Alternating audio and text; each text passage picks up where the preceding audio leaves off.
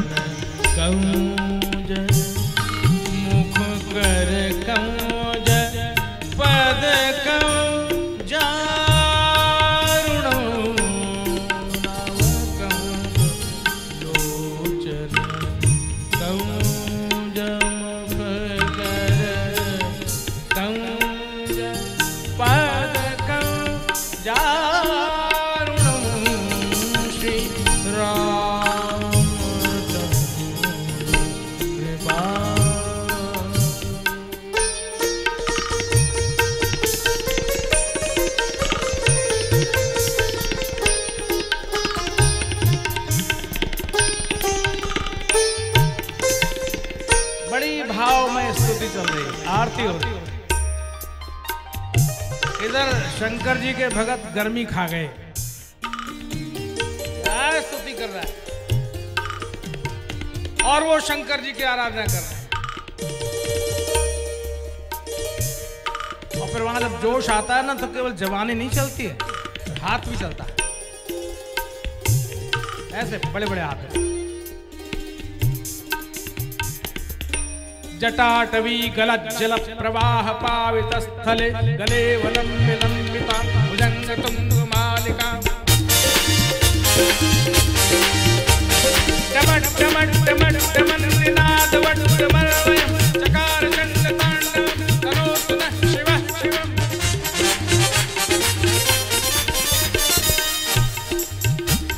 जटाकटाः संभ्रम भ्रमन् निलिम्ब निर्झरि विलोल वीचिवल्लरि विराजमान मूर्धनि धगत धगत धगत ज्वलल्ललाट पट्ट पावके किशोर चंद्रशेखरे प्रति प्रतिक्षणं मम।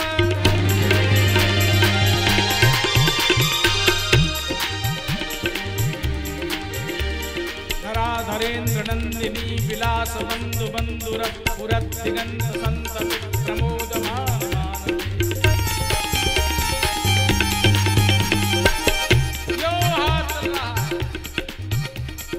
नमः शिवाय नमः शिवाय नमः शिवाय।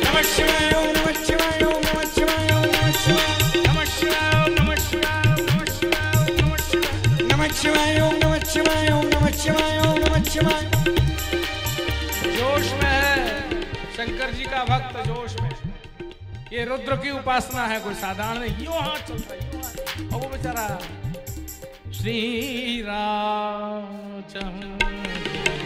कृपाल हरण भव भय दारुणं श्री राम।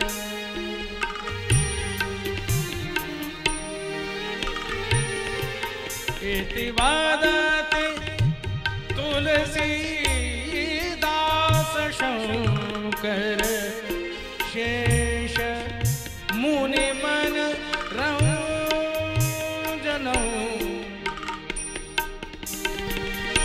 वदति तुलसीदास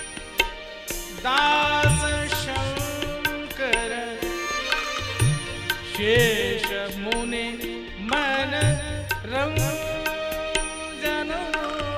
मम हृदय कंज निवास कुरु कामादि खलदल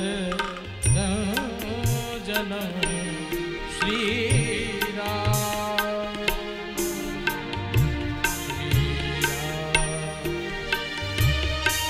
श्री राम जय जय राम।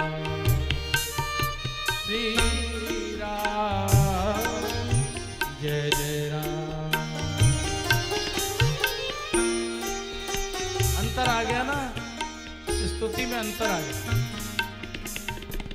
उनकी वाणी भी चल रही है और हाथ भी चल रहे हैं, और इनकी वाणी चल रही है और भगवान की आरती हो रही है। अब जो हाथ चलता हो भाव नहीं हो, तो एक हाथ जाके वो राम जी के भक्त के मुंह में जाके लग गया। एक थप्पड़ जोड़ का जटा कवि, क्या करते हो? बोले ये तुम क्या कर रहे हो? शंकर जी को पूछ रहे हो, थप्पड़ मार दिया, बहुत जोर का पड़ा। वो तो एक ही हाथ में लुढ़क गया। शंकर जी के भक्त जरा कभी कभी बड़े उग्र होते हैं और रुद्र देवता भगवान उसके ऊपर चढ़ जाते हैं, इसलिए बड़ी मुश्किल हो जाती है। बड़ी जोर का लगा, अब उसको ताव आ गया, उठा लिया डंडा। क्या समझता है तू? हमारे राम जी बड़े। अरे क्या समझता है, हमारे शंकर जी बड़े। दोनों में परस्पर जब विवाद हो गया, तब वहां साक्षात भगवान शंकर और प्रभु श्री राम दोनों ही प्रकट हो गए। अरे क्या करते हो ये दोनों मेरे एक ही रूप। बोलिए शंकर भगवान की, श्री रामचंद्र भगवान की। प्रकट हो गए। अरे हम दोनों ही एक रूप हैं, क्या करते हो? आपस में लड़ते हो। बोले हमारे राम जी, बोले हमारे शंकर। अरे वो एक ही है, मैं और वो एक ही है, दोनों में कोई भेद नहीं। आप समझ गए? इसलिए अनजाने में भील के द्वारा जो शिवार्चना हो गई, उससे प्रसन्न होकर शिव ने क्या वरदान दिया? तुमको राम मिलेंगे, राम मिलेंगे। और इस भील को राम मिले तो ऐसे मिले कि राम ने उसको अपना मित्र बना लिया, सखा। और जानते हैं ये वनवासी व्यक्ति, ये वन में रहने वाला, कहां भगवान, कहां ये, इसका जप न तप न सेवा न पूजा न आराधन, कुछ भी नहीं। और भगवान ने जब रावण मारकर अयोध्या में प्रवेश किया, तो जब निषाद राज गो आया प्रणाम कर, प्रभु रावण भी मर गया है, आप लौटकर आ गए हैं, अब हमको आज्ञा दीजिए कि हम श्रृंगवेरपुर चले जाएं।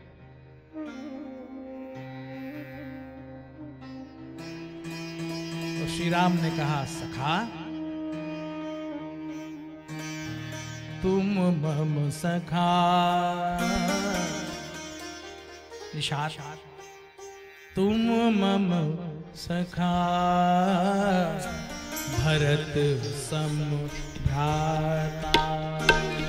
तुम मम सखा, भरत सम भ्राता सखा, भरत सम भ्राता, तुम मम सखा भरत सम भ्राता, सदा रहे पुर आवत जाता, सदा रहे पुर आवत जाता, तुम मम सखा भरत सम भ्राता, तुम मम सखा भरत सम भ्राता। तुम मेरे भरत के समान भाई हो, तुम मेरे सखा हो। लक्ष्मण ने कहा प्रभु ये आपका सखा होने लायक है, और सखा ही नहीं, आपने भरत के समान भाई बता दिया, ये भरत के समान भाई होने लायक है।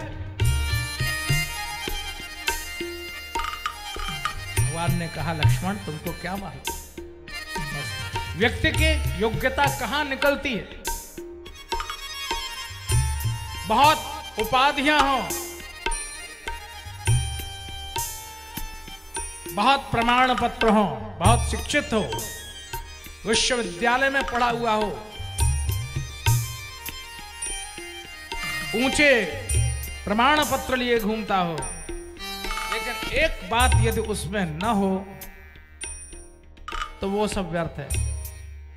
क्या श्री राम ने कहा लखन तुम्हें याद है, याद है तुमको जब हमारे अपनों ने हमको निकाल दिया, अयोध्या से हमारे अपनों ने हमको निकाल दिया था, याद है। राजीव लोचन राम चले तज बाप को राज बटाऊ की नाई, अपने पिता का राज्य छोड़ करके श्री राम वन के पथ की ओर निकल पड़े थे, साथ में लक्ष्मण और जानकी दोनों ही थे। राज्य मिलते मिलते रह गया था, और तब जब श्रृंगवेरपुर पहुंचे थे तो श्री राम ने कहा लखन ये वही है, ये वही शख्स है जिसने सबसे पहले हमारे सामने आकर कहा था प्रभु आपके अपनों ने आपको निकाल दिया है, मैंने सुना है, पर आप चिंता मत कीजिएगा, आपके यहाँ के जैसे राजमहल तो नहीं है, लेकिन मेरी झोपड़ी आपकी है। ये जो एक मानवीय दृष्टिकोण है, वरना दुख के कौन साथी हैं। जिसके अपनों ने उसे निकाल के बाहर कर दिया, उस व्यक्ति के साथ खड़ा होने वाला कोई कौन था। श्री राम ने कहा लक्ष्मण ये वो शख्स है जिसने कहा था कि देव धरनी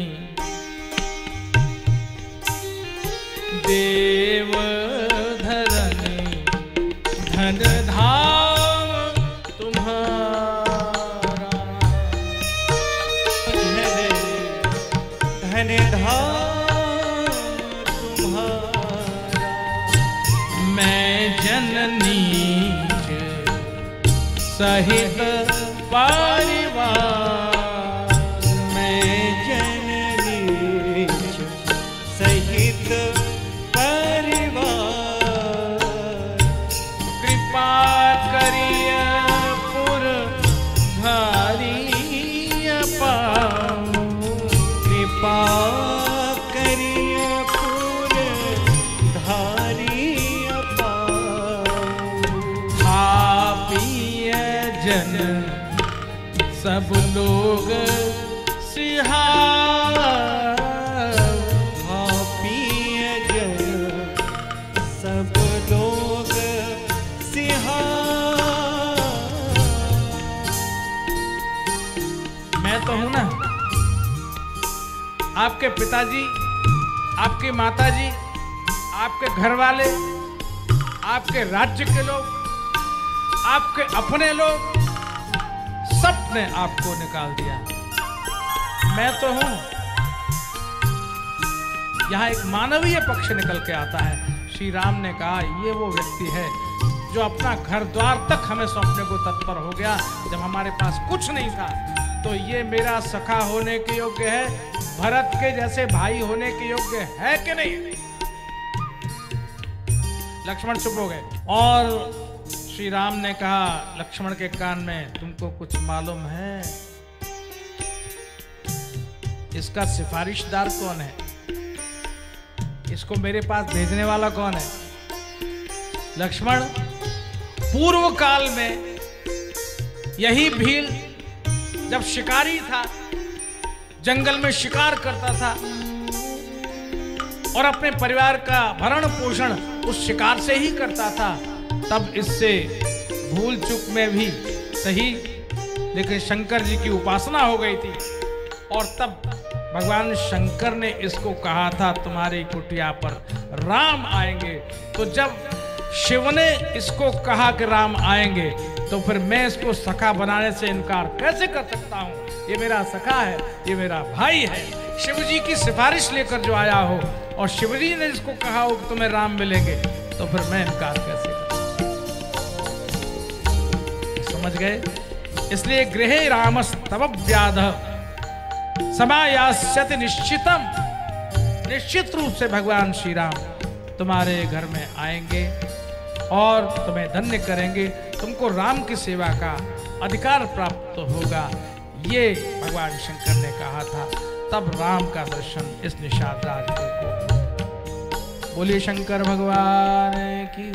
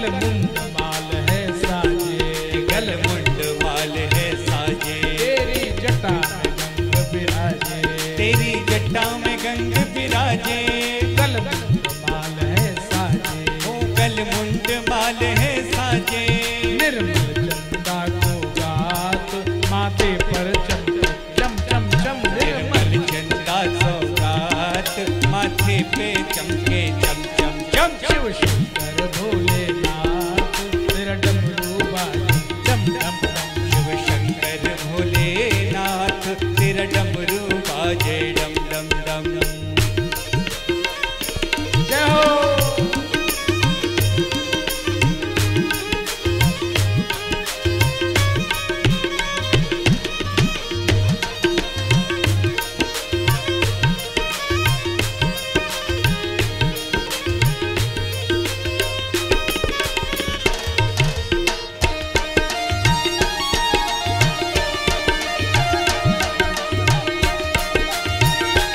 हर हर हर महादेव।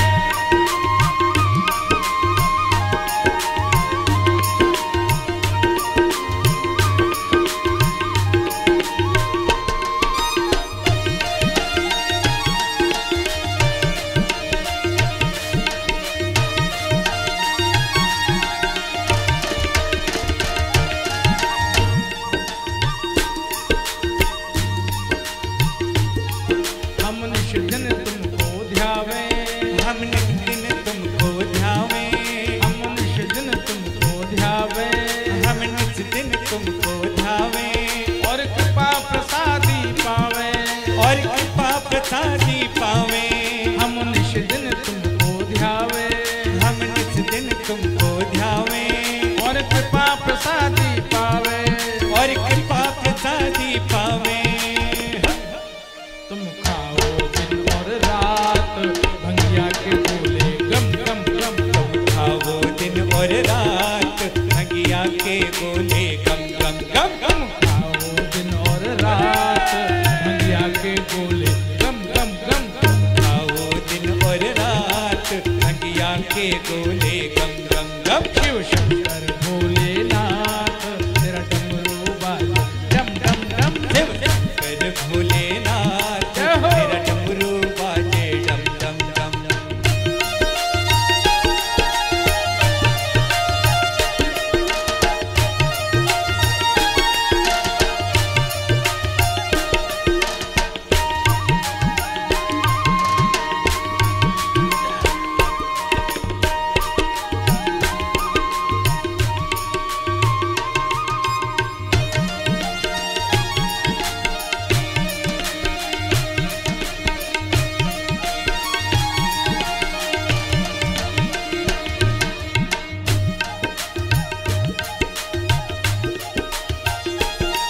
हे भूतनाथ अविनाशी, हे भूतनाथ अविनाशी, हर हर हर हर हर हर हर हर हर हर हर हर हर हर हर शिव शिव शिव शिव शिव शिव शिव शिव शिव शिव शिव शिव शिव शिव शिव हे भूतनाथ अविनाशी, हे भूतनाथ अविनाशी, शिव विश्वनाथ कैलाशी, शिव विश्वनाथ कैलासी, हे भूतनाथ अविनाशी, हे भूतनाथ अविनाशी, शिव विश्वनाथ कैलाशी, शिव विश्वनाथ कैलासी, ब्रह्मा विष्णु के साथ पर्वत पे नाचे छम छम छम, ब्रह्मा विष्णु के साथ पर्वत पे नाचे छम छम छम, ब्रह्मा विष्णु के साथ पर्वत पे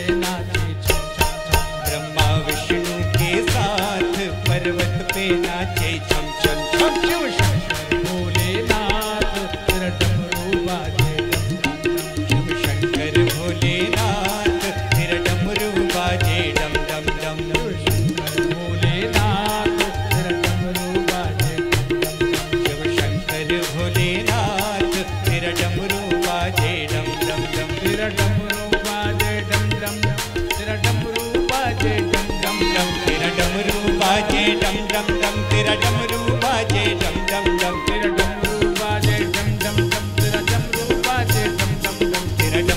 बाजे डम डम डम तेरा डमरू बाजे डम डम डम शिव शंकर भोलेनाथ तेरा डमरू बाजे डम डम डम शंकर भोलेनाथ तेरा डमरू बाजे डम डम डमरू बाजे डम डम डम तेरा डमरू बाजे डम डम डम तेरा डमरू बाजे डम डम डम तेरा डमरू बाजे डम डम डम नमः पार्वती पते हर हर महादेव हर। ये मस्ती की कथा है, आनंद की कथा है। यहां वेदांत भी है, यहां गांभीर्य भी है, यहां योग भी है, यहां डमरू की डिमडिम भी है। इसलिए भगवान शंकर जहां एक और नित्य समाधि में निरंतर डूबे रहते हैं, नाग समाधि अखंड अपारा, वहीं दूसरी ओर नटराज राज नमो नमः, ननाद ढक्का नव पंचवारम, 14 बार डमरू बजाकर भगवान शंकर ने जो नृत्य किया वो भी ऐसा था जो जगत में आज तक किसी ने न किया न कोई करे। इसलिए भगवान शिव का क्या नाम है? नटराज। ये दो ही हैं नट, दो नट हैं इस दुनिया में, हमारे देश में, हमारे आध्यात्मिक संस्कृति और परंपरा में दो नट हैं। कौन कौन मालूम है? दो नट हैं, बड़ा अच्छा खेल करते हैं, बहुत अच्छा खेल, ऐसा नट का खेल दिखाते हैं कि कोई देखते अवाक मुंह फाड़ के बैठ जाए, कोई कर ही नहीं सकता। एक तो नटराज जो भगवान महादेव हैं, और एक नटवर नागर जो हमारे कन्हैया है। एक डमरू बजावे और एक बांसुरी बजावे। एक का डमरू लयात्मक है जिससे सारी सृष्टि तरंगायित हो जाती, एक की बांसुरी मधुर स्वरमय है जिससे सारा जगत विमुग्ध होकर कान खड़े कर लेता है। जड़ और चैतन्य मौन होकर उस बांसुरी की ध्वनि को सुनता है। आकाश में उड़ते हुए बादल भी एक पल को ठहर जाते हैं। बहती हुई नदियां की धार गोल गोल घूमकर तरंगायित हो जाती है, जिसमें वृक्ष भी झूमने लगते हैं और जिसमें गौएं भी कान खड़े होकर उस संगीत को सुनती है। नटवर नागर की बजे बांसुरी और नटराज का बजे डमरू, तो फिर देखो क्या होता है, जगत का आनंद। क्योंकि ये सारा जगत ही लयात्मक है। हमारे बड़े गुणी लोग कहा करते हैं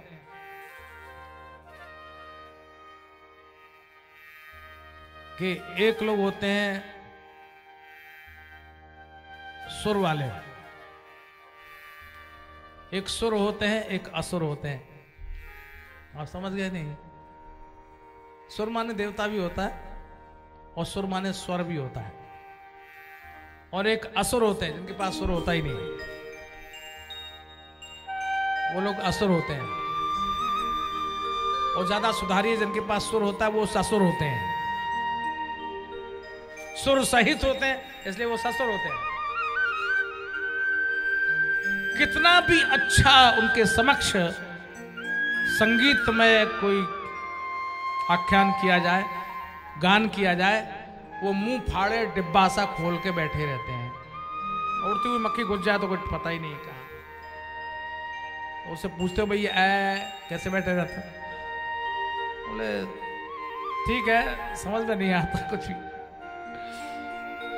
आसान नहीं। सुर की पहचान और स्वयं गान, ये दान बहुत मुश्किल है। ये सारी सृष्टि लयात्मक है, अगर लयात्मक ना होती तो ये पृथ्वी ग्रह कहीं चला जाता।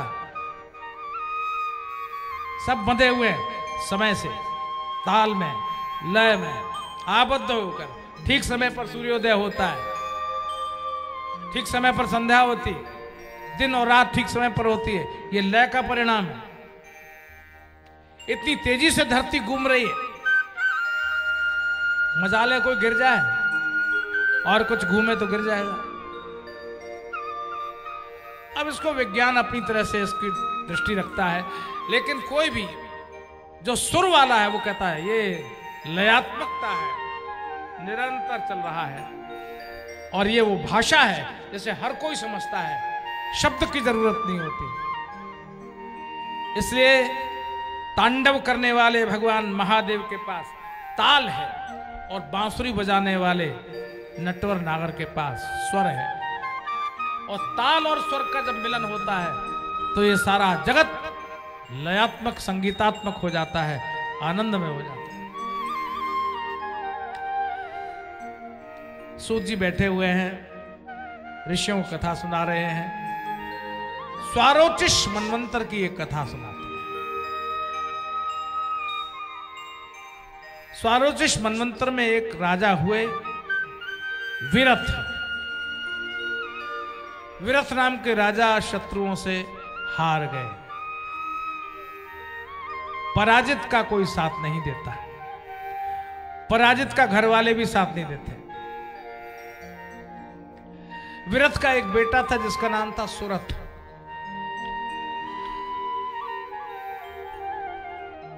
राजा दीन होकर घर से बाहर आ गया, शत्रुओं से हारा हुआ। हारे को हरिनाम होता है। जब जिंदगी में आदमी हार जाता है तो फिर किसी संत के पास जाता है। लड़ते रहने का मादा किसी किसी में होता है, जो वो कह देता है हार नहीं मानूंगा, रार नहीं ठानूंगा, हार नहीं मानूंगा, रार नहीं ठानूंगा। वो तो काल के कपाल पर कुछ भी लिखने को तैयार हो जाता है, वो तो लड़ने के लिए सन्नद्ध हो जाता है। लेकिन जब कोई सांसारिक सामान्य जीव होता है और जब वो देखता है कि मैं हार जाऊंगा, तब फिर वो किसी संत के पास जाता है और उनसे प्रार्थना करता है कि आप बताइए कि अब मैं क्या करूं, क्योंकि मेरे अपने पुत्रों ने मेरा साथ नहीं दिया। राजा सुरथ के पुत्र ने उन्हें घर से निकाल दिया। महर्षि मेधा के साथ जाकर कुछ काल तक रहे और उनसे प्रार्थना की, महाराज क्या करें, कहां जाएं? अपनों ने, जिन पर हमारा पूरी तरह विश्वास था, जिनके लिए हमने सब कुछ किया, आज उन्होंने हमें निकाल दिया। उसी काल में एक व्यापारी था जिसका नाम था समाधि, वो भी उसी काल में आ गया। उसके साथ भी यही विडंबना थी, और ये विडंबना घर घर दिखती है। दूसरा आदमी लगता है बिल्कुल ठीक है, हालचाल भी पूछ लेते हैं, कहिए ठीक से तो है, हाँ बिल्कुल मौत से है, लेकिन अंदर जो आग जल रही है उसको कैसे बताएं, बहुत मुश्किल है।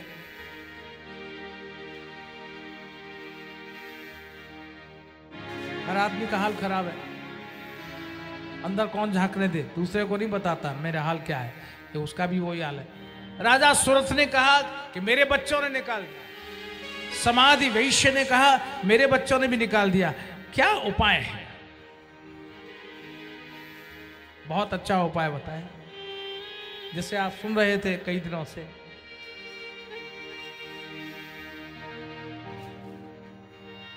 इस दुविधा, इस दुश्चिंता, इस दुख का एकमात्र कारण क्या है? जिनके साथ हमने बहुत प्रेम पाला था, जिनको हमने बहुत कुछ किया और उन्होंने हमारे साथ धोखा दिया और वो हमारे विरुद्ध हो गए, तो क्या उपाय? एक उपाय, मोह छोड़ दे, मोह, मोह छोड़ दे। ये मेरे हैं, ये मेरे हैं, ये बहुत बड़ी भूल हम करते हैं। ये मेरे नहीं हैं, हम भी किसी के हैं, वो भी किसी के हैं। हमने बेवकूफ़ी से उनको अपना मान लिया और हम इनके पीछे मरे जा रहे हैं, और वो हमको दुत्कार किए जा रहे हैं। मोह को छोड़ दे तो उससे उपाय निकल जाएगा। मत कर मोह तू। कवियों ने यही कहा। तो क्या करें? बोले एक काम करो, मत कर मोह तू, हरि भजन को मान रे। मोह मत करो, हरि भजन को मानो। हरि भजन ही मोह से मुक्त कर सकता है। इस मोह से मुक्ति का एक ही उपाय है, हरि भक्ति में, हरि भजन में अपना ध्यान लगा दो। मैंने उस दिन आपसे निवेदन किया था कि जब सती जी ने भगवान शंकर से झूठ बोला तो शंकर जी ने कहा अब हम क्या करें? बोले अब तब लगी बैठी अहं बट छाही, तब लगी बैठी बट छाही, जब लगे तुम आई हो मोहे पाही, जब लगी तुम आई हो मोहि पाही। अस कही लगे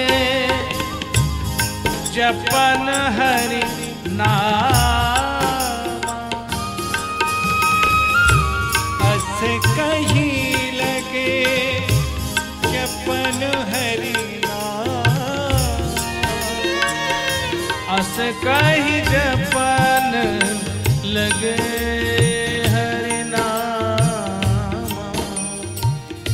अस कही जपन लगे हरि नाम। मोह मुक्ति के लिए भजन के सिवाय कोई दूसरा उपाय नहीं।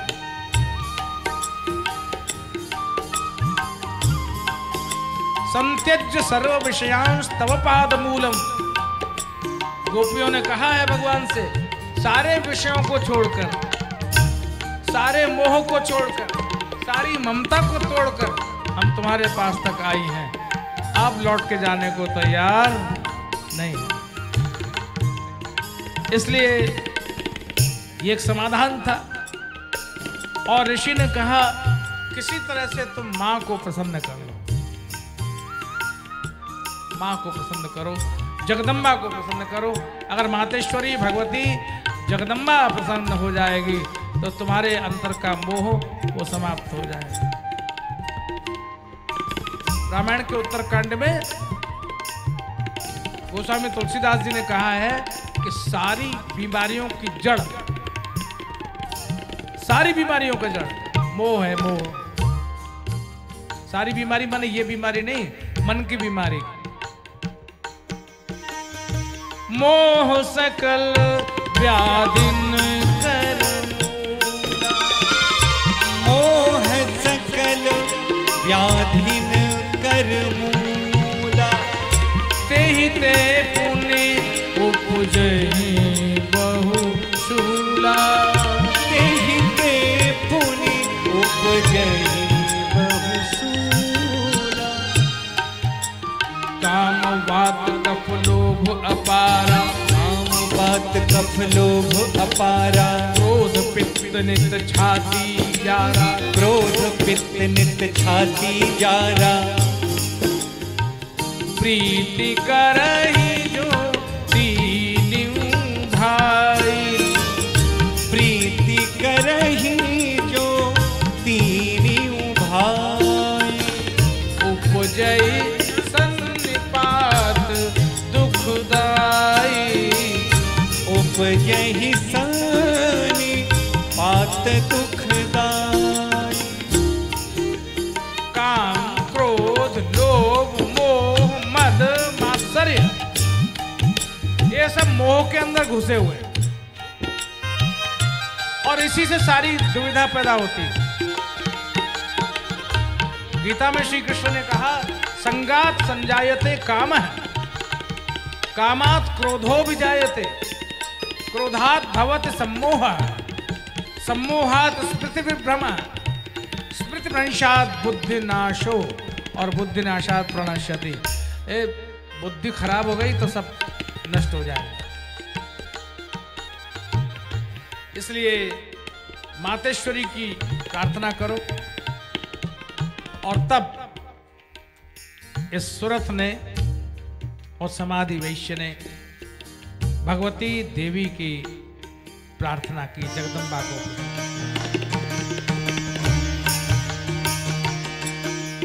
या देवी सर्वभूतेषु शक्ति रूपेण संस्थिता नमस्तस्यै नमस्तस्यै नमस्तस्यै नमो नमः नमस्तस्यै नमो नमः नमस्तस्यै नमो नमः। या देवी सर्वभूतेषु मातृरूपेण संस्थिता या देवी सर्वभूतेषु मातृरूपेण संस्थिता नमस्तस्यै नमस्तस्यै नमस्तस्यै नमो नमः नमस्तस्यै नमो नमः नमस्तस्यै नमो नमः। भगवती भवानी दुर्गा प्रार्थना पर प्रकट हो गई और आश्वासन दिया कि शीघ्र ही राजन तुम्हें अपने शत्रु पर विजय प्राप्त होगी, तुम धैर्य रखो। और बालकों के प्रति तुम्हारा जो मोह है, राज्य के प्रति मोह है, उस मोह का परित्याग कर दो। वैराग्य तो एक पल में होता है और नहीं तो कभी नहीं होगा। बहुत से लोग डायरी बना के लिख लेना, अमुक तारीख को मैं साधु बन जाऊंगा। वाह प्यारे, न बाबा आवेगो न घंटा बाजेगो, हमारे यहाँ ब्रज में कहते हैं। वो अमुक तारीख आवेगी नहीं, वो पलटती रहेगी। अभी रुक जाओ जरा, इसका काम हो जाने दो, अभी ये काम और हो जाए। कभी वैराग्य नहीं होगा। राजा भर्तृहरि कहते हैं, वैराग्य मेवा भयम सर्वम वस्तु भयावहम। सारी वस्तुएं भय देने वाली। सर्वम वस्तु भयावहम भुविन राम वैराग्य मेवा भयम। केवल वैराग्य ही है जो व्यक्ति को अभय कर देता है। वैराग्य का मतलब है मोह से मुक्ति। फंसे रह जाओ, फंसे रह जाओ, ऐसा ही है। अद्भुत उपदेश प्राय संत देते हैं। माता ने भी दर्शन देकर मोह मुक्त किया। मेधा के पास ऋषि मेधा ने मोह मुक्त होने का उपदेश किया था और देवी भगवती ने भी इनको भी उसी तरह संतुष्ट किया। देवी का प्रादुर्भाव हुआ, देवताओं की प्रार्थना हुई है। उसी काल में मधुकैटभ नाम के दैत्य हुए हैं, बहुत जबरदस्त आक्रांता, सारे देवताओं को दुख देने वाले।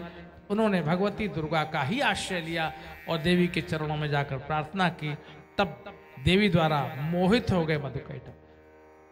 ये विवाह करना चाहते हैं देवी से और अपने सेवकों को भेजा, जाओ कह दो मैं तुमसे ब्याह कर लूंगा। जो सुंदरी है वो महाकाली कब हो जाएगी, इसका कोई निश्चय है? शादी करके आई हुई नई बहू बहुत सुंदरी है, लेकिन उसको भद्रकाली बनने में कितना समय लगता है।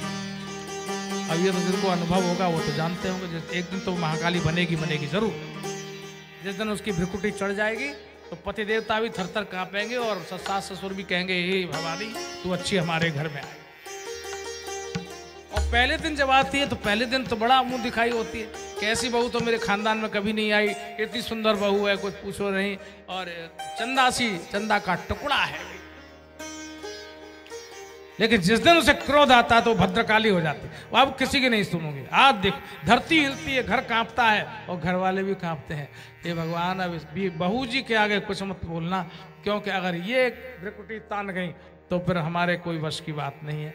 और धीरे धीरे वो स्थिति हो जाती है, फिर सारे घर के लोग बड़े छोटे सब, तो उनसे पूछो उनसे पूछो उनसे पूछो, अरे भाई तुम लोग सब डरे हुए हो क्या?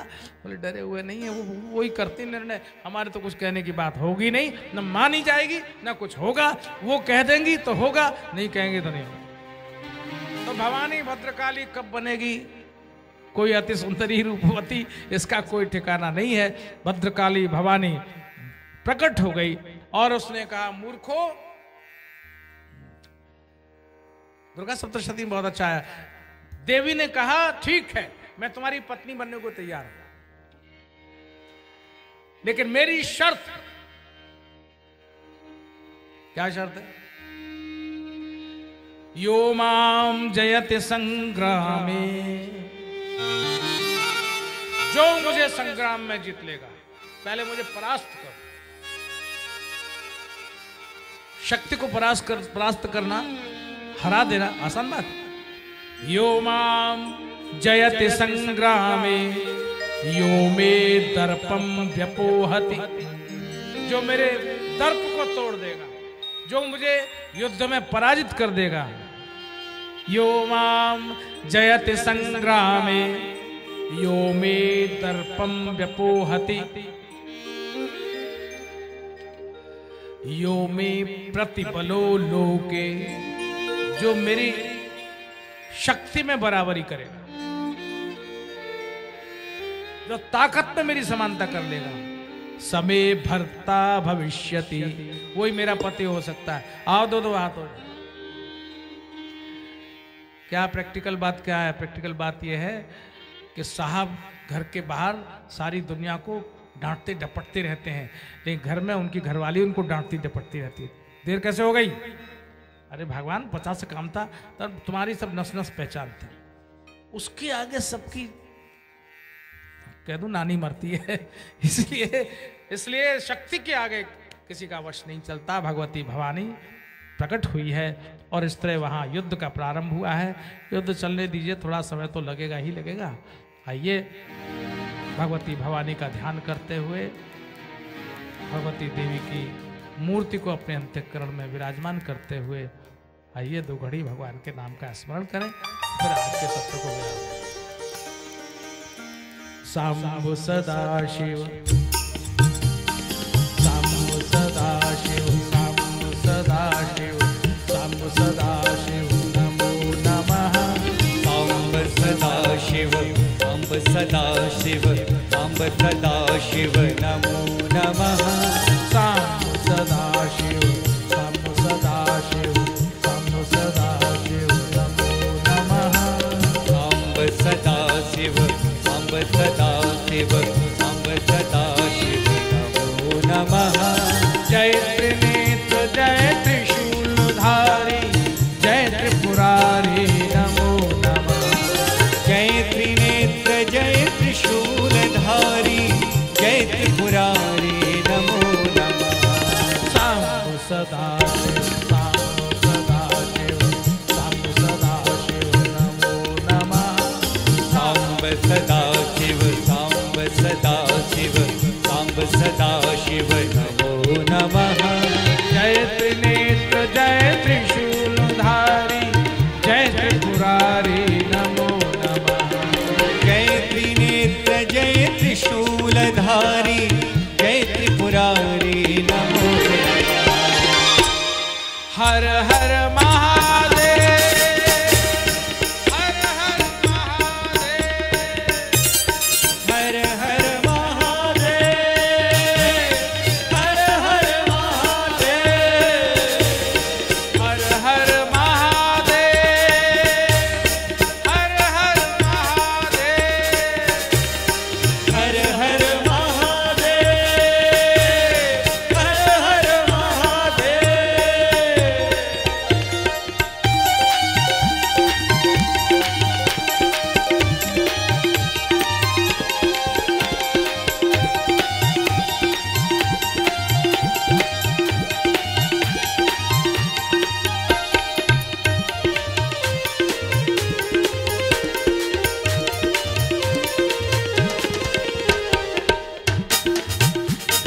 जय हो।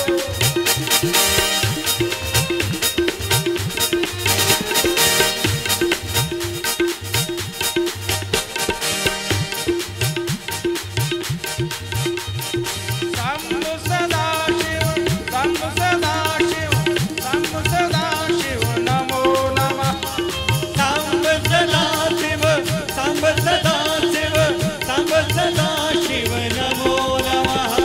शंभु सदाशिव शंभु सदाशिव शंभु सदाशिव नमो नमः। साम्ब सदाशिव साम्ब सदाशिव साम्ब सदाशिव नमो नमः। जय त्रिनेत्र जय त्रिशूलधारी जय त्रिपुरारी नमो नमः।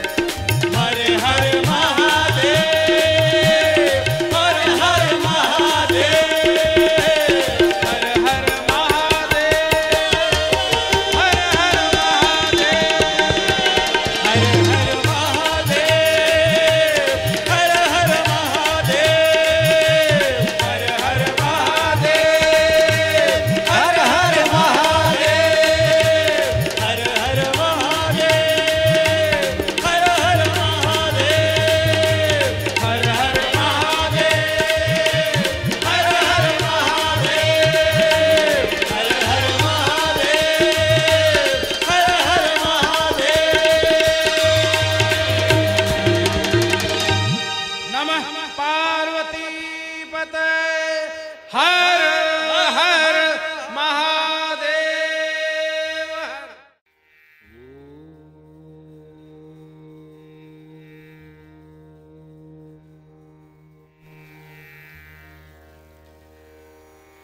गजाननं भूतगणाधिसेवितं कपित्तजम्बूफलचारुभक्षणम् उमासुतं शोकविनाशकारिकं नमामि विघ्नेश्वरपादपङ्कजं कर्पूरगौरं करुणावतारं संसारसारं भुजगेन्द्रहारम्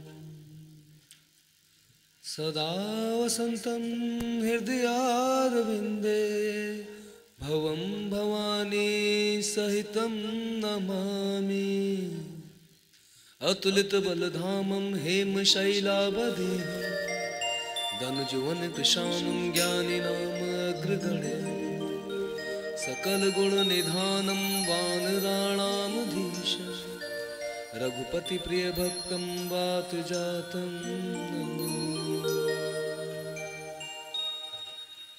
गुरुर्ब्रह्मा गुरुर्विष्णु गुरुर्देवो महेश्वर गुरुः साक्षात् परब्रह्म तस्मै श्री गुरुवे नमः।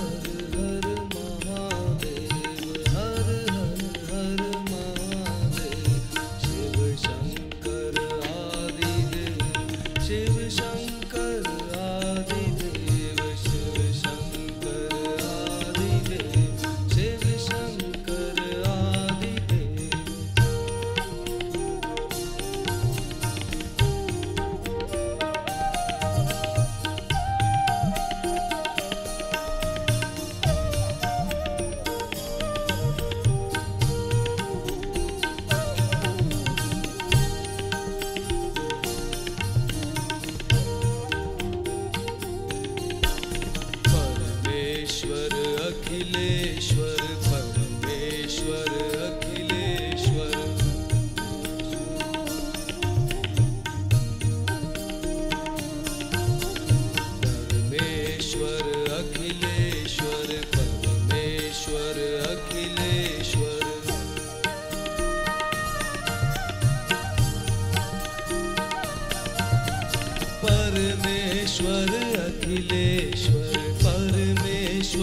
अखिलेश्वर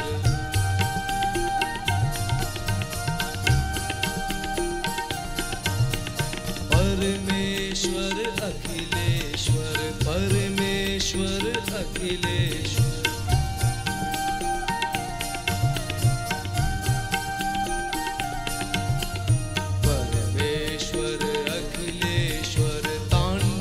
प्रिय शिव शेखर तांडव प्रिय शिव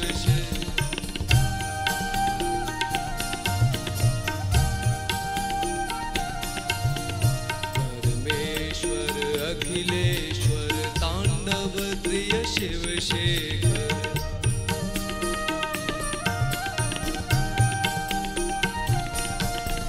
तांडव प्रिय शिव शेखर तांडव प्रिय शिव शेखर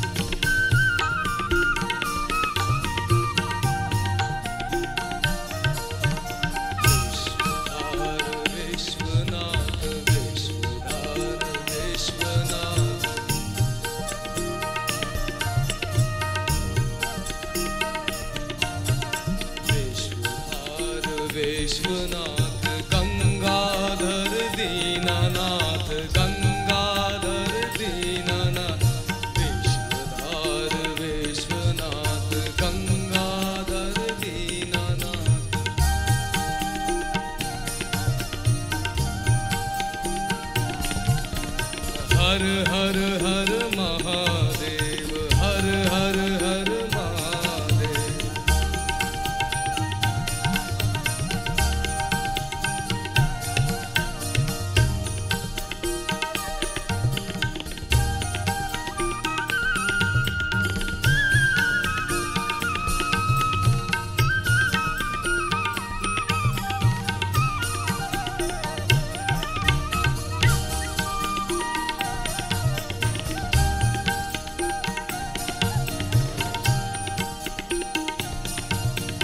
गौरीपति नंदीश्वर, गौरीपति नंदीश्वर।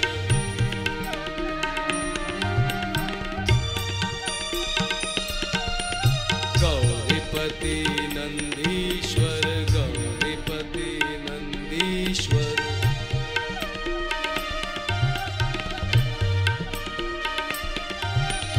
गौरीपति नंदीश्वर, गौरीपति नंदीश्वर।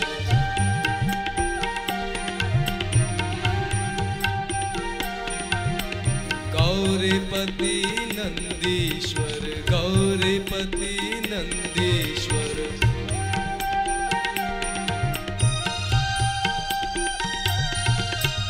गौरीपति नंदीश्वर, गौरीपति नंदीश्वर।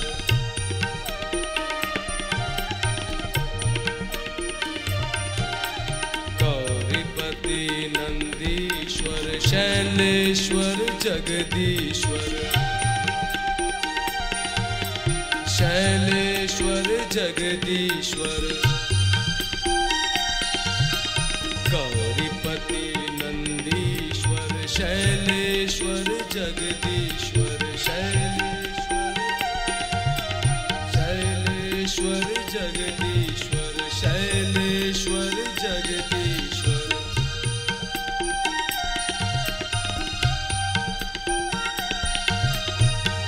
हर हर महादेव, हर हर हर महादेव, हर हर हर महादेव, हर हर हर महादेव, हर हर हर महादेव, हर हर हर महादेव, हर हर हर महादेव, हर हर हर महादेव, हर हर हर महादेव, हर हर हर महादेव, हर हर हर नमः पार्वती पतये हर हर महादेव। जब भी ईश्वर अपनी बनाई हुई सृष्टि के प्राणियों को दुखी देखता है तो वो भी उतना ही दुखी होता है। ये शिव पुराण, भागवत, रामायण ये इसीलिए बनाए गए ताकि मनुष्य जब इस जगत में रहते रहते दुख से ग्रसित हो जाए तो वो क्या करे, क्या करना चाहिए, कैसे उसे अपना स्वरूप ध्यान हो, कैसे उसे वो शिव तत्व तक पहुंचे जिसको ना जानने की वजह से ही सारे दुख को उसे झेलना पड़ रहा है। इन्हीं सब समस्याओं को हल करने के लिए ये ग्रंथ उपस्थित है। इन्हीं सब समस्याओं को जान के शिव ने शिव सूत्र कहे। इनमें कथाएं नहीं, इनमें सीधा ज्ञान है। आइए हम आज का शिव सूत्र समझते हैं। आज का शिव सूत्र है कथा जपः दानम आत्मज्ञानम यो अविपत्थो ज्ञा हेतुस्य स्वशक्ति प्रत्यो स्वयं स्थित लयो। अथा वे जो भी बोलते हैं वही जप है, आत्मज्ञान ही उनका दान है जो अंतस शक्तियों का स्वामी और ज्ञान का कारण है। स्वशक्ति का प्रचय अर्थात सतत विलास ही इसका विश्व है और वह स्वेच्छा से स्थिति और लय कर सकता है। ये जो हमने कल सूत्र चर्चा किया था, ये शिव तुल्य की बात हो रही है। जो शिव स्थिति में पहुंच गए हैं, जिन्होंने शिव तत्व को अपने अंदर पा लिया है, ये उनकी अवस्था की बात है। प्रार्थना तो हम सब करते हैं, पर क्या वो प्रार्थना होती है? प्रार्थना एक बाहरी घटना है जो शरीर के तल पर घटती है। जो भी हम अंदर से महसूस करते हैं उसको हम शरीर पर प्रकट कर देते हैं। शरीर देख के ही कोई भी आदमी आपको बता सकता है कि आप खुश हैं, कि आप दुखी हैं, कि आपकी स्थिति क्या है। जिस प्रार्थना की यहां शिव बात कर रहे हैं वो प्रार्थना ऐसी वैसी प्रार्थना है। वो प्रार्थना है जब मन में प्रेम हो, अंदर प्रेम हो तो प्रार्थना करनी नहीं पड़ती। फिर जो करते हैं वो प्रार्थना ही हो जाता है। अंदर के केंद्र पर अनरस हो तो ध्यान स्वतः ही बाहर घटित हो जाता है। हम आचरण को बदलने की कोशिश करते हैं बिना केंद्र को बदले। आचरण आपका बाहर अंदर का ही प्रतिबिंब है। जो अंदर घटता है वही बाहर आचरण में उतर आता है। अंदर जो घटित हो रहा है उसकी सूचना देता है आपका आचरण। अगर आप आचरण बदल लेंगे तो इसका मतलब यह नहीं हुआ कि आपके अंदर का केंद्र बदल गया। केंद्र अब भी वही है, बस ऊर्जा के बहने की दिशा बदल गई। दानी मनुष्य की दान करने में बहुत श्रद्धा होती है। दान किया जाए। दान का अर्थ क्या है? कि धन उसके लिए मिट्टी हो गया। अब धन में उसका कोई रस नहीं रहा। तो अगर धन मिट्टी ही हो गया तो उसे देने की जरूरत क्या है? क्या मिट्टी को दिया जाता है? नहीं। कहीं ना कहीं केंद्र पे यह ध्यान है कि हम धन ही दे रहे हैं, हम धन का दान कर रहे हैं, तो धन अब भी धन है। कबीर के यहां जो भी उनके भक्त आते थे, कुछ ना कुछ भेंट उपहार जब भी जाते थे अपने साथ लेकर जाते थे। कबीर कहते थे ये क्या उठा लाए, ये तो मिट्टी है, इसको क्या मुझे देने आए हो, मैं इसका क्या करूंगा, ले जाओ उसको।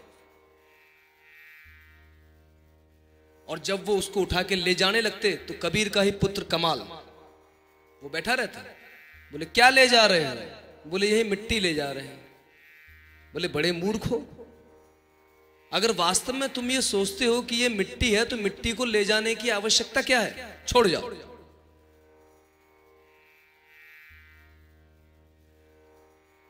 कबीर कहते थे कि ये बार बार रखवा लेता है, लोगों की दृष्टि तो समझ नहीं पाएगी। कबीर ने उसकी कुटिया ही अलग कर दी कमाल की। वहां के राजा को पता लगा कि एक ऐसा भी है कबीर का बेटा कमाल, चलो देखा जाए उसकी कितनी आसक्ति है।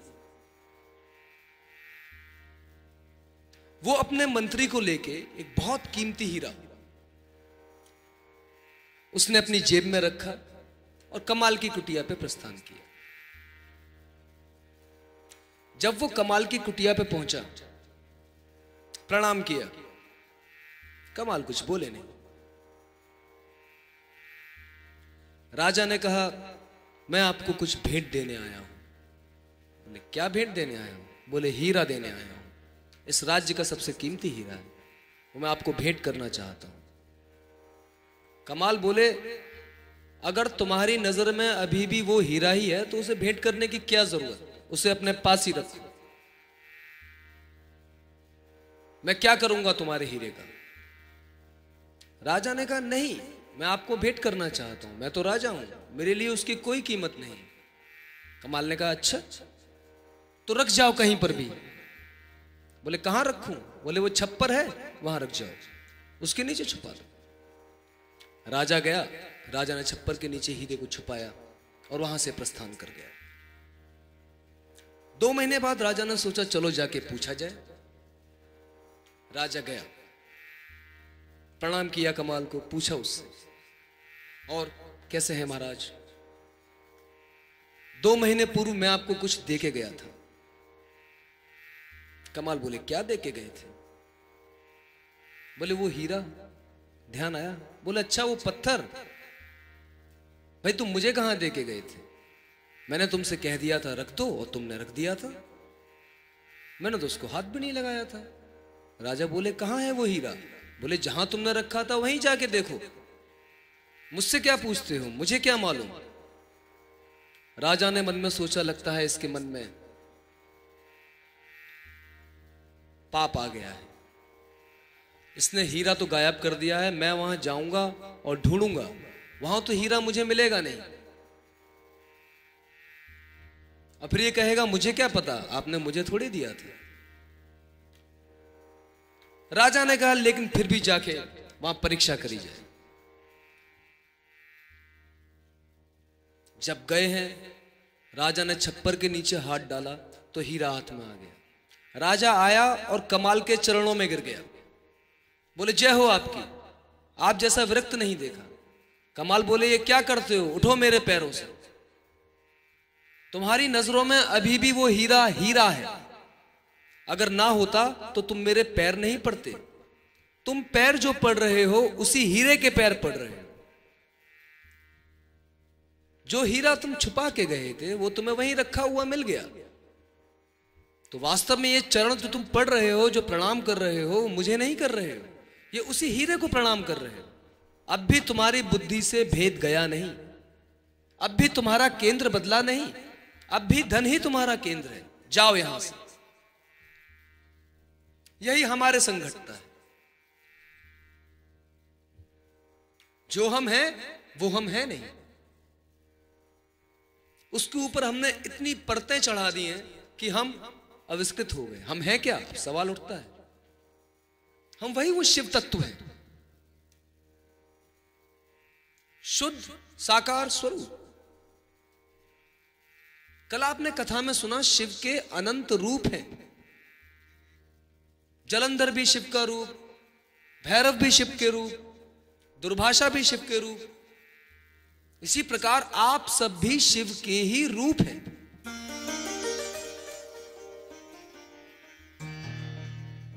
लेकिन उसको खोजना पड़ेगा।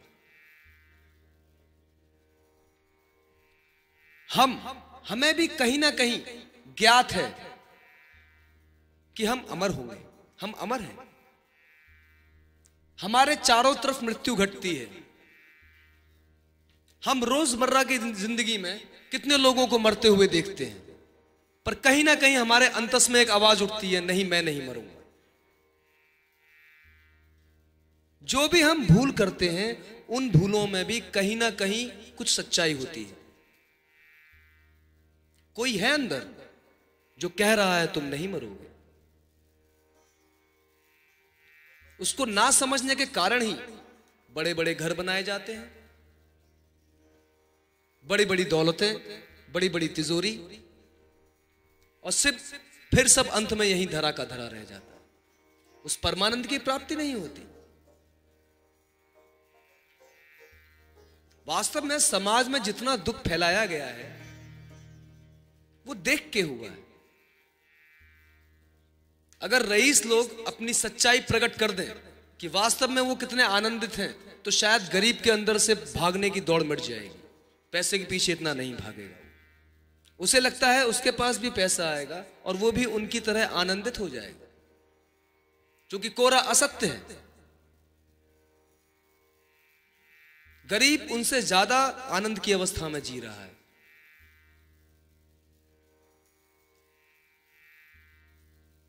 मनुष्य के अंदर कहीं ना कहीं कुरूप से कुरूप व्यक्ति भी होगा, उसे भी कहीं ना कहीं अंदर से लगेगा कि मैं सुंदर हूं।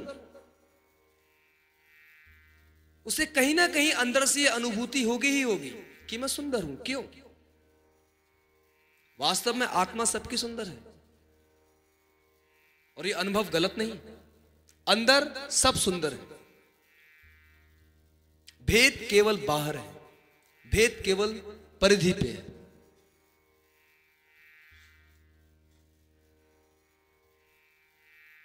उसी शिव तत्व को पाने के लिए जब वो उपलब्ध हो जाता है तो जो भी बोला जाता है वो जप हो जाता है। यही शिव कह रहे हैं यहां पे, कथा जप। वो एक ऐसी स्थिति हो जाती है, जो भी मुंह से निकले वो जप, जो भी करे वो प्रार्थना। हम ईश्वर को भी अपनी जिंदगी का एक हिस्सा बना चुके हैं। जैसे हमें दुकान जाना होता है, कामकाज करने होते हैं, खाना पीना खाना होता है, ऐसे ही हम 5-10 मिनट उस ईश्वर के लिए निकाल लेते हैं दिन में। मंदिर जाते हैं, दर्शन करते हैं, हो गया काम, लौट गए। नहीं, यहां जिस शिवत्व की बात हो रही है वो ऐसा है जैसे आपकी श्वास। आप घर से निकले तो भी आप श्वास लेते हैं, घर में होते हैं तो भी आप श्वास लेते हैं, आप मंदिर जाते हैं तो वहां भी सांस अनिवार्य है। सांस आप हर क्षण ले रहे हैं, उसको याद करने की आवश्यकता नहीं। तो जब मनुष्य इस तत्व को उपलब्ध हो जाता है तो उसे याद करने की आवश्यकता नहीं। कबीर कहते हैं, जो मैं चलता हूं वही तो परिक्रमा है। आपने कथा में भी सुना, वो कबीर भी कहते हैं, परिक्रमा, मेरा चलना ही परिक्रमा है, मेरा बोलना ही जाप है, और मेरा होना ही ध्यान है। जिस ध्यान की बात करी जा रही है वो होने की स्थिति है। जिस शिवत्व की बात करी जा रही है उसको किसी तत्व से प्राप्त नहीं किया जा सकता, क्योंकि प्राप्त उसे किया जाता है जो खो जाता है। शिव से तो आप हो, आपका जो अस्तित्व है वो उसी शिव से ही है। तो आपको प्राप्त नहीं करना, फिर क्या करना है? आविष्कृत करना है। जो परतें अब तक चढ़ाई हैं उनको हटाना है।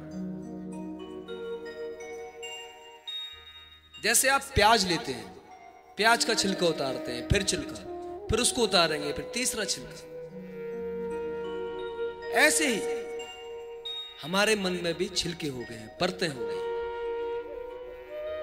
पहली जो परत है वो शरीर की परत है।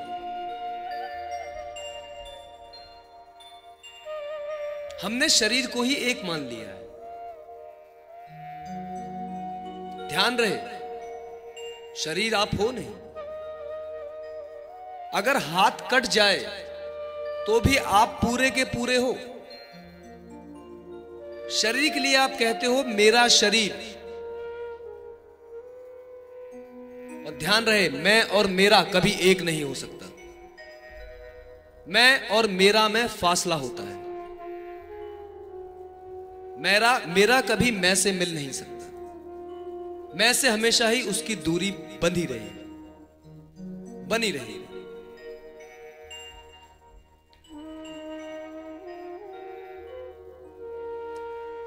तो वो जो शिव तत्व है वो अभी तुरंत प्राप्त किया जा सकता है। उसके लिए जन्मों जन्मों की उपासना की जरूरत नहीं।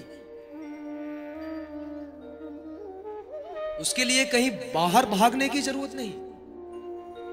उसके लिए पर्वत पे जाने की आवश्यकता नहीं।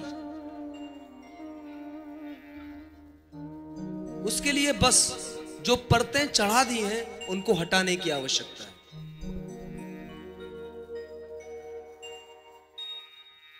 जब शरीर में कुछ होता है तो वो शरीर को होता है। शरीर में आपके कोई रोग होता है तो डॉक्टर आपको एनेस्थीसिया देता है, उस जगह को सुन्न कर देता है और आपको पता भी नहीं लगता कि वहां क्या चल रहा है। अगर आप शरीर हो तो आपको पता लगना चाहिए, लेकिन नहीं, ऑपरेशन हो जाएगा, सब ठीक ठाक हो जाएगा और आपको पता भी नहीं लगेगा। तो पहली बात, आप शरीर नहीं। और इस शरीर होने की पुनरुक्ति इतनी बार दोहराई गई है, जन्मते ही दोहराई जाती है। जवान हो, किसको बोल रहे हैं, वृद्ध हो, यह ध्यान आपको समाज ही दिलाता है, यह ध्यान आपको संसार ही दिलाता है। और इसी को आप सही मान बैठते। मनुष्य ही नहीं, जड़ भी। पैर में कंकड़ चुभता है, दर्द होता है, कांटा चुभता है, पीड़ा होती है, कोई पत्थर फेंक के मारे खून निकलता है। खून आत्मा का तो नहीं, खून शरीर का ही है। कंकड़ पत्थर भी ध्यान दिलाते हैं कि तुम शरीर हो। और ये इतना गहरा हो चुका है कि इससे बाहर आना बहुत ही मुश्किल लगता है। लेकिन जब आप होश से भर जाओगे, जिसे हम कहते हैं अवेयरनेस, तब आपको धीरे धीरे ज्ञात होना चालू हो जाएगा कि आप में और शरीर में फासला है। शरीर के आधार पर किसी का निर्धारण नहीं किया जा सकता किसे शिव तत्व प्राप्त है कि नहीं। उपनिषद में एक कहानी आती है। महाराज जनक ने सत्य को जानने के लिए एक बहुत बड़ी सभा बुलाई।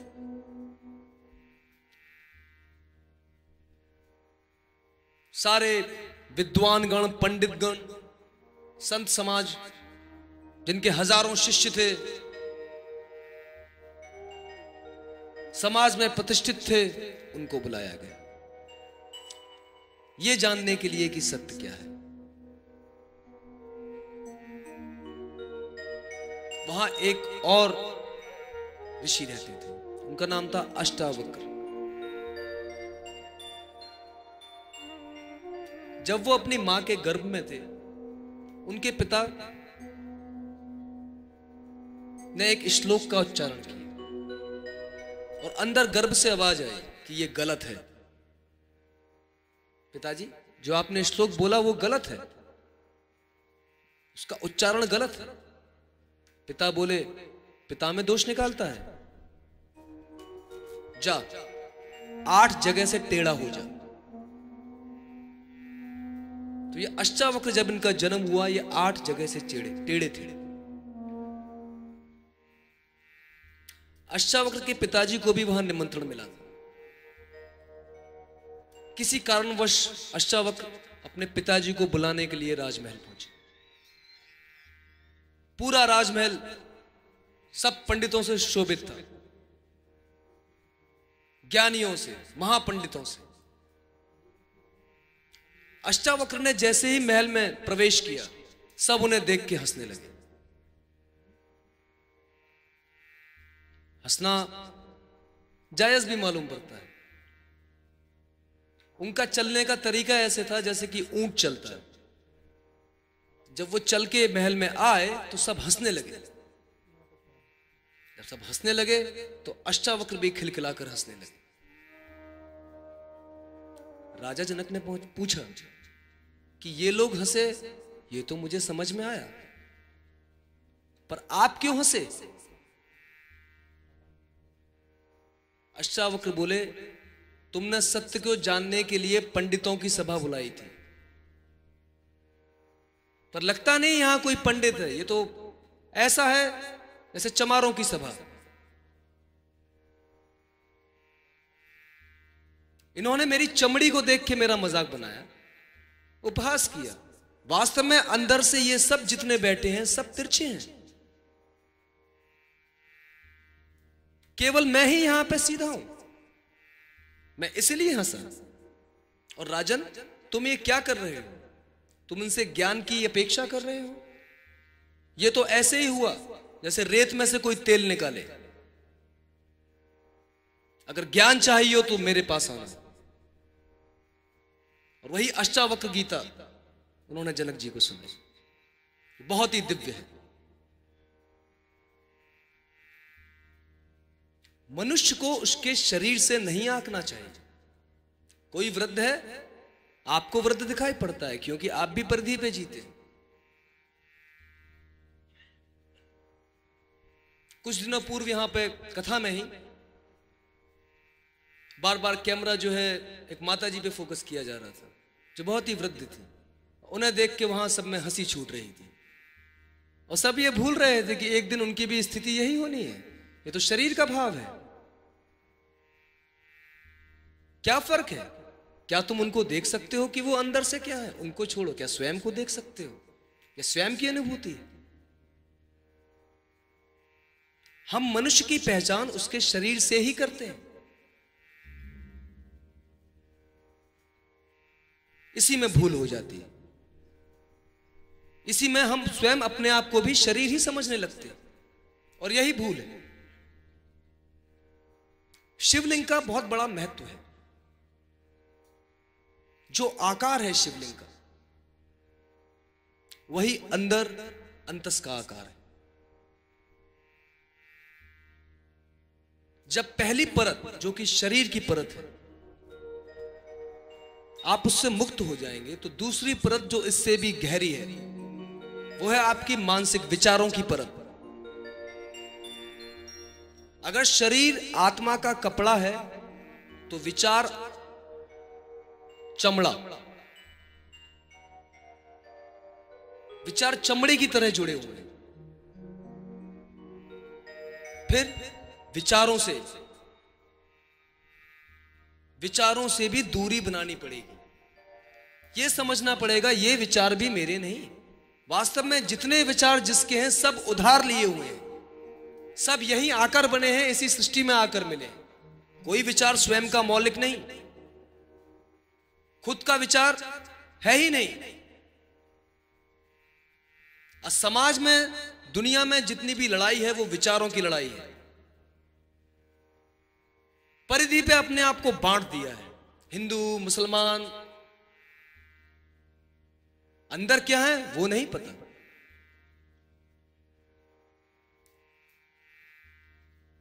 सबके अंदर ज्योति वही है, प्रकाश वही है, लेकिन विचारों में भी एक अलग प्रकार का नशा है। विचार से ही ज्ञान बनता है, और ज्ञान से ही अहंकार को पुष्टि मिलती है। ध्यान रहे, जो ज्ञान है वो धन से भी खतरनाक है। धन चोरी हो सकता है, ज्ञान चोरी नहीं हो सकता। धन चोरी हो जाए तो दोबारा अर्जित करना पड़ेगा। ध्यान के साथ, ज्ञान के साथ ऐसा नहीं। जिसको हम ज्ञान बोलते हैं, वो वास्तव में हमारे विचार ही हैं, जो हमें औरों से मिले। वो विचार भी हमें खुद से प्राप्त नहीं। हमारा खुद का अनुभव कुछ है ही नहीं। जिस भी अनुभव में हम जी रहे हैं, जिस भी विचारों से हम घिरे हुए हैं, उन विचारों से दूरी बनानी पड़ेगी। विचारों से एकता को खत्म करना पड़ेगा। पहले शरीर से जो एकता बना चुके हो, जो तादात्म्य बन चुका हो, पहले उसे नष्ट करना पड़ेगा, उसे दूर से देखना पड़ेगा। शरीर तो फिर भी घट जाएगा, लेकिन विचार जो कि इतने सूक्ष्म है, इसको दूर से देखने में बहुत कठिनाई आएगी, पर हो यह भी सकता है। और जब यह विचारों की परत भी हट जाती है, तब स्व के अंदर प्रवेश होता है, तब शिव तत्व की उपलब्धि होती है, तब आप प्रकाश से भर जाते हो। एक ऐसी जगह पहुंच जाते हो जहां केवल आनंद है, निरंतर सुख वहां पे हो रहा है। वही शिव कह रहे हैं यहां पे, जो अंतस शक्तियों का स्वामी और ज्ञान का कारण है। सौ शक्ति का प्रचय अर्थात सतत विलास ही इसका विश्व है। वहां कोई दुख नहीं, कोई अंधकार नहीं, वहां परमात्मा का नृत्य चल रहा है। और ये जो अंदर की ध्वनि है, इसको हम नाद बोलते हैं। ये सबके अंदर घटित हो रहा है हर क्षण, पर ये इतने सूक्ष्म रूप में हो रहा है कि इसको सुनना बहुत मुश्किल हो जाता है। अगर इसकी ध्वनि सुननी है तो निशीत काल में उठ के, जो कि 11 से 2 के बीच में होता है, शांति में बैठ जाए। पहले शरीर से तादात्म्य तोड़े, फिर विचारों से तादात्म्य तोड़े, फिर थोड़ी देर में आप पाएंगे धीरे सी, बहुत धीरे ओम की ध्वनि अंदर से आ रही है। वास्तव में जिस शिवलिंग की बाहर आप पूजा कर रहे हैं, वो इसलिए करते हैं क्योंकि अंदर तो आप जा नहीं सकते, अंदर तो आपका प्रवेश हुआ नहीं। तो उससे प्रार्थना करते हैं कि आप अंदर प्रकट हो। कोई कुरूप कैसे हो सकता है?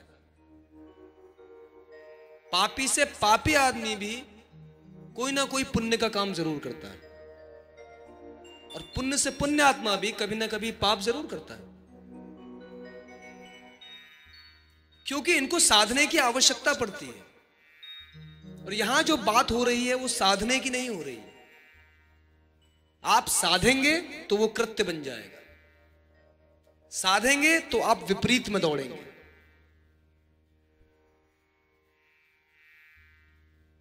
विपरीत में ही मनुष्य विश्राम करता है। आदमी बहुत खुश रह ले तो उसे क्रोध भी आ जाता है, बहुत क्रोधित भी नहीं रह सकता वो, उसे खुश होना ही पड़ेगा दोबारा क्रोध में जाने के लिए। भोजन करते हैं, उपवास करेंगे तो भी आप भोजन को ही पकड़े हुए हैं। पहले करते थे, अब नहीं कर रहे, बात अभी भोजन पे ही अटकी है।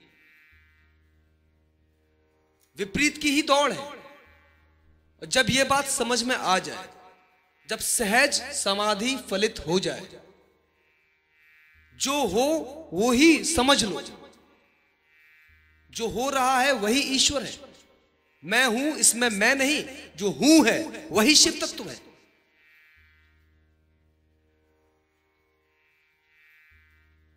और जब यह मानसिक परत और विचारों की परत और शारीरिक परत से मुक्ति होती है तो अंदर उसी आकार का उदय होता है जो चारों तरफ प्रकाशमान हो रहा है, जीवन को गति दे रहा है। फिर उसमें बस हो जाना पड़ता है। और ऐसी स्थिति में पहुंचने के बाद जप करने की जरूरत नहीं होती। जीसस ने भी कहा है, उन्होंने कहा कि जो आप अंदर डालते हो उससे परमात्मा के राज्य का कोई लेना देना नहीं। वो परमात्मा का राज्य नहीं, वो ईश्वर का राज्य नहीं। जो आपसे निकलता है वो ये निर्धारित करता है कि आप ईश्वर के राज्य में जाएंगे कि नहीं।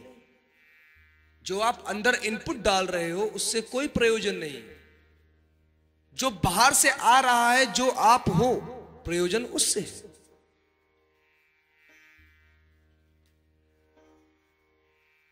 जब मनुष्य स्वयं की स्थिति में स्थित हो जाता है तो जो बोलता है वो जप होता है, जो चलता है वो परिक्रमा होता है। और इसके आगे शिव कहते हैं, और वो स्वेच्छा से स्थिति और लय कर सकता है। अर्थात जो एक बार उस तत्व को प्राप्त हो गया, जैसा कि मैंने कहा आप सब स्वयं भगवान ही हैं। इसमें दो प्रकार के गुण समझने पड़ेंगे हम, करुणा और प्रज्ञा। प्रज्ञा मतलब बुद्धि, बुद्धिमत्ता, विवेक और करुणा। शिव तत्व को प्राप्त करने के बाद जिनके अंदर बस करुणा वाला बीज रह जाता है, बस करुणा रह जाती है। आप ऐसे समझें, करुणा मतलब भक्ति, प्रज्ञा मतलब ज्ञान। ज्ञान सूखा सूखा होता है। ज्ञानी आदमी जब उस तत्व को उपलब्ध करता है तो वो उसमें लीन हो जाता है, उसमें करुणा का प्रकाश नहीं होता। पर जब कोई करुण मनुष्य उस स्थिति को प्राप्त होता है, जैसे कबीर, मीरा, तो वो औरों को भी दुख में देख नहीं पाते। वो देखते हैं जो इनके दुख हैं वो तो है ही नहीं। और वास्तव में जो हमारे दुख हैं 10% उसमें से सही दुख है, 90% केवल दिमाग के बनाए हुए। इसलिए दुख से निजात मुश्किल लगती है, क्योंकि जो बनाए हुए दुख हैं वो पूरा का पूरा उसको सपोर्ट करते हैं। अगर इनको देखा जाए, गौर से आप देखें, तो केवल 10% दुख रह जाएंगे और उनसे छुटकारा पाने में कोई खास संघर्ष नहीं करना पड़ेगा।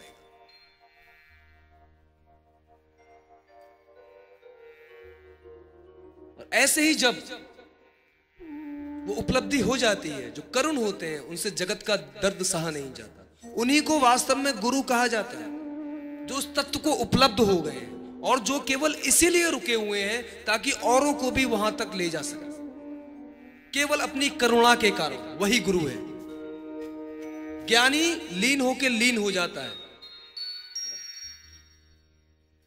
इसलिए उन्होंने कहा है, और वह स्वेच्छा से स्थिति और लय कर सकता है। जिसके अंदर करुणा है, जिसने पा लिया, वो अपनी इच्छा से जब चाहे तब अस्तित्व में आ सकता है और जब चाहे तब लीन हो सकता है। जैसे आप अपनी इच्छा से जगते हैं, अपनी इच्छा से सोते हैं, ऐसे वो अपनी इच्छा से अस्तित्व भी बन सकता है और अपनी इच्छा से उसी परमात्मा में लीन भी हो सकता है। ये उसका चुनाव है। अभी हम कोई चुनाव नहीं करते। जीवन में हमारा कोई भी चुनाव है नहीं। चुनाव है असली यही चुनाव। जब आप खुद को उपलब्ध हो जाओ, उस तत्व को उपलब्ध हो जाओ, शिव को उपलब्ध हो जाओ, तब आपका चुनाव है आप क्या करना चाहेंगे। आप उसी में लीन रहना चाहेंगे कि आप लोगों के ऊपर दया करेंगे और उन्हें भी इस भवसागर से पार निकालने की चेष्टा करेंगे। इसीलिए तत्व में लीन होने के बाद कोई बोलने की आवश्यकता नहीं है, पर तब भी वो बोलते हैं। क्यों? जगत के लिए, जगत के दुखों के लिए। शिव सूत्र भी लिखे गए तो क्यों? पता था आदमी पीड़ित होगा ही होगा, दुखी रहेगा ही रहेगा, पर चाहे जिस समय चाहे उसी क्षण सब दुखों को काट सकता है।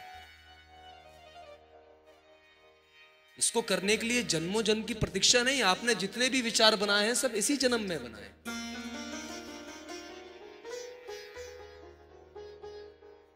ये आपका चुनाव है।